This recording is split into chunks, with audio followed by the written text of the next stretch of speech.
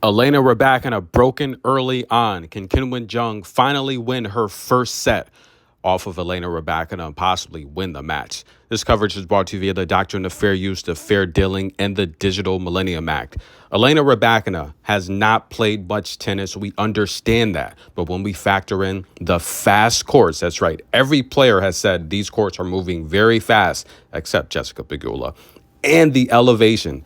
600 meters of elevation, that makes for a lot of winded players. That makes for a lot of fatigue. But one thing I've been talking about for a very long time, if you follow the channel, you really understand how close this hits home. When you're facing Elena Rybakina, you have to be prepared to be extended by the logo. That's right, guys. Do you know how Steph Curry shoots threes from the logo? When you're facing Elena Rybakina, she's going to back you up to the logo. 6 to 8 feet, those high bouncing balls, extending her opponents, putting them on the back foot. Where is Qinwen returning her average ball? That's right, guys. 6 feet behind the baseline. I've said this time and time again, and this is the first time people are actually starting to pick up on the statistics. I've been reporting this for so long. She backs her opponents up, and this is how she's been so effective against Iga Swiatek.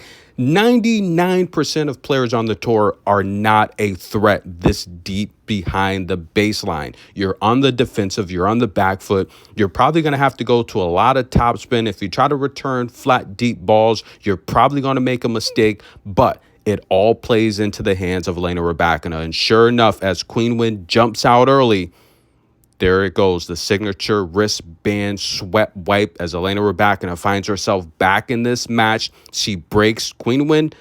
She literally double faulted away the break, but up until that point, deep balls down the line, backing up Qinwen. And yes, Qinwen is unlike most players. She can return that deep. She is comfortable baselining, and this could be very dangerous. I think she's got to use her athletic ability a little bit more with the faster court. And keep in mind, Elena Rybakina has not played with this elevation. She's going to get gassed out, and that's why a matchup with Jasmine Paolini, when you're this deep in the season, in this WTA finals, and you have not played and you're in elevation, the game plan's got to shift. And I think this is something Qinwen does not want to do. She does not want to get into a sword fight with Elena Rybakina. Really quick, guys, we talked about the impact that these ladies could have on the region. Everybody loves Ons. She's out there taking pictures, signing balls, and just encouraging these young ladies. You know, there's a lot of controversy. How would the tour be received here in Saudi Arabia? The WTA, the Women's Tennis Association, in a region where women over many decades just have not been treated fairly, have not had equal rights. Now, this is not a political channel, but we all know Coco since 15, 16 years old. She was out there fighting for people's rights. The same with Ons. Everyone loves Ons, and I think she's having a huge impact here, just encouraging. Look, we all know Billie Jean King said, when she was 8 years old, Althea Gibson, she saw win what was the equivalent to a slam in Los Angeles at the time, you know, the Orange Bowl, so to speak, a tournament that big. She saw Althea Gibson win that at 8 years old. And she said, look, that African-American woman inspired me. The day I saw her, I said I instantly knew what I wanted to be, and that was a tennis player. And look at all the change and impact Billie Jean King has had on this sport.